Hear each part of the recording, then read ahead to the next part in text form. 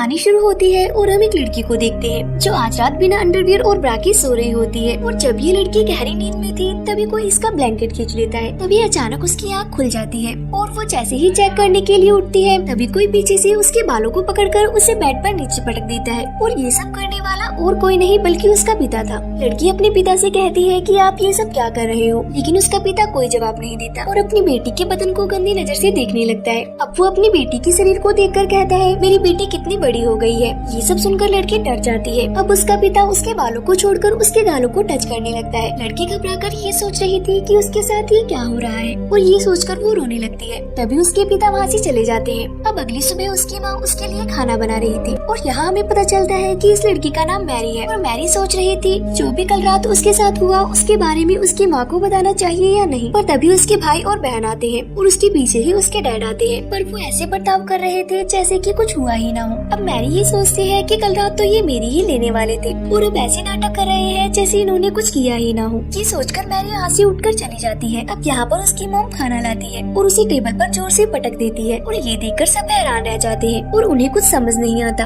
अब उनकी मॉम अजीब तरह से खाना खाने लगती जैसे कि कई दिनों से भूखी हो। उसे ऐसा खाते देख वो सब डरने लगते हैं। तभी मैरी का छोटा भाई खाना उगल देता है और कहता है खाने में बहुत ज्यादा नमक है। तभी उसकी मॉम उसका खाना चपट लेती है और पागलों की तरह खाने लगती है। आखिरकार इन लोगों के साथ ये सब क्या हो रहा है। दरअसल जब से ये लोग नए घर में शिफ्ट हुए हैं तभी से इनके साथ अजीब चीजें हो रही हैं। उनके पड़ोसी कभी उनके आंगन में अजीब से स्टैचू लगा देती है तो सुबह कोई उनके सामने मरा हुआ जानवर लटका देता है और पिता हर रात अपनी बेटी के साथ जबरदस्ती कर उसकी लेते हैं। मॉम सुबह सुबह अजीब जानवरों की तरह खाना खाती है और वो अपना खाया हुआ खाना अपने बेटे को भी खाने को देती है, लेकिन बेटा नहीं खाना चाहता। वो अपने डैड की तरफ देखता है। डैड कहते हैं कि अगर तुम नहीं खाना चाहते हो तो मत खाओ। ये सुनकर मॉम डैड को गुस्से भरी निगाहों से देखने लगती है। इसके बाद वो खाने को टेबल पर फेंक देती है और प्लेट्स को भी नीचे फेंक देती है। अब मॉम उन सभी पर चिल्लाने लगती है और अपने बेटे से कहती है जो मैं बनाती हूँ उसे चुपचाप खा लिया करो। वो इतने जोर से चिल्लाती है कि उसका बेटा डर के मारा रोने लगता है। उन्हें समझ में ही नहीं आ रहा था कि ये सब क्या हो रहा है, लेकिन ये तो अभी बस शुरुआत थी। इसके बाद हम देखते हैं कि मैरी नहा रही होती है। तभी कोई उसके पास आकर खड़ा हो जाता है, लेकिन जब वो शीशा साफ कर देखती है तो उसकी जुड़वा बहन वहाँ खड़ी होती है जो उसके साथ सिर्फ मजाक कर रही थी। फिर ये दोनों बहनें मैरी के कमरे में चली जाती हैं और यहाँ पर मैरी की बहन उसे बताती है कि कैसे हर रात उसके डैड उसके लेने आते हैं। मैरी को यकीन नहीं हो रहा था कि ये सब उसकी बहन के साथ भी हो रहा है। तभी उनके डैड वहाँ पर आते हैं और उन्होंने इनकी सारी बातें सुन ली थी, इसलिए वो चाकू निकालकर उन पर हमला करते हैं। तभी मैरी उनको धक्का देकर वहाँ से भागने लगती है, पर उसके डैड उसकी बहन के बालों को पकड़कर उसको उठाकर फेंक देते हैं। पर मैरी सीढ़ियों पर गिरने की वजह से बेहोश हो जाती है। अब उसके डैड स्टोर रूम से एक हथौड़ा लेकर आते हैं और तभी हम देखते हैं मैरी को होश आ चुका था और वो अपनी बहन को ढूंढ रही होती है। और तभी उसे एहसास होता है कि उसके पीछे कोई खड़ा है और जब वो पीछे मुड़कर देखती है तब उसे उसके डैड नजर आते हैं जो हाथ में हथौड़ा लेकर उसकी ओर बढ़ रहे थे। वो उसको कुछ कर पाते तभी मैरी उनके सर पर कुछ मार देती है, लेकिन उससे उन्हें कुछ भी नहीं होता।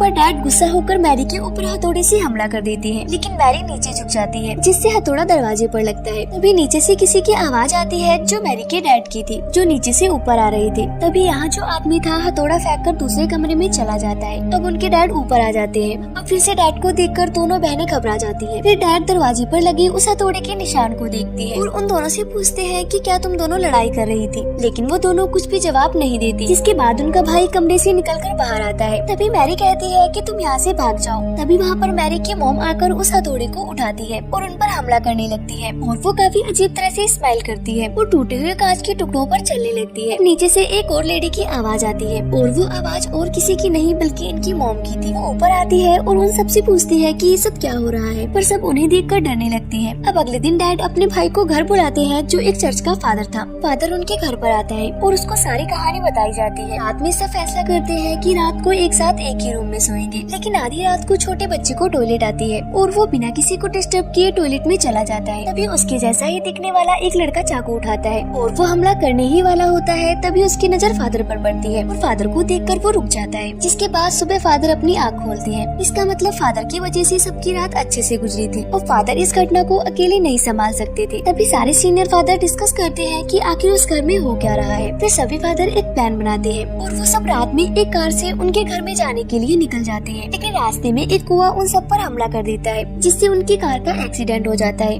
दूसरी तरफ डैड मैरी को एक बेल्ट से बांध देते हैं। तभी फादर जख्मी होकर घर के पास पहुंच जाते हैं और बताते हैं सभी फादर की मौत हो चुकी है, अब जो कुछ भी करना है हमें ही करना है। इस बात के लिए डैड मान जाते हैं क्योंकि अगर कुछ नहीं किया तो वो शैतान सबको मार डालेगा। जिसके बाद फादर मैरी के ऊपर एक क्रॉस रख देते हैं और उस पे लकड़ी से मारने लगते हैं, जिससे मैरी को बहुत दर्द होता है। फिर उसके डैड मैरी के पैर को पकड़ लेते हैं ताकि मैरी ज्यादा ना हिल सके। फादर छड़ी से लगातार उसे मारता ही जाता है, जिस वजह से मैरी बेहोश हो जाती है। तभी हमें उस गाड़ी का सीन दिखाया जाता है जिसका एक्सीडेंट हो गया था। वहाँ पर पुलिस फादर को गाड़ी से बाहर निकालते हैं और हमें पता चलता है कि असली फादर तो यहाँ पर है। तो जो मैरी को मार रहा है वो कौन है? असल में वही असली शैतान होता है। अब मैरी की माँ कहती है कि बस करो, अगर ऐसे ही फादर मैरी को मारते रहे तो उसकी जान चली जाएगी। पर डैड अपनी वाइफ को दीवार पर पटक देते हैं और वो अपनी वाइफ को मरता हुआ देख फादर की ओर देखने लगती है। फिर वो फादर एक अजीब सी स्माइल करके डैड के ऊपर हमला करता है और वो उन्हें चाकू से मारने ही वाला होता है कि तभी वहाँ पर असली फादर आ जाते हैं और एक मंत्र पढ़ने लगते हैं, जिसके बाद वो शैतान वहाँ से गायब हो जाता है। और फादर मैरी के सामने एक शीशा रखते हैं जिससे वो शैतान बाहर आ जाता है। जिसके बाद फादर उस शैतान को अपने अंदर समा लेते हैं और वो मैरी के डैड को कहते हैं कि मुझे मार दो। मैरी के डैड फादर के पेट में उस क्रॉस को घुसा देते हैं, जिससे फादर और वो शैतान दोनों ही खत्म हो जाते हैं और इसी सीन के साथ मूवी का एंड हो जाता है।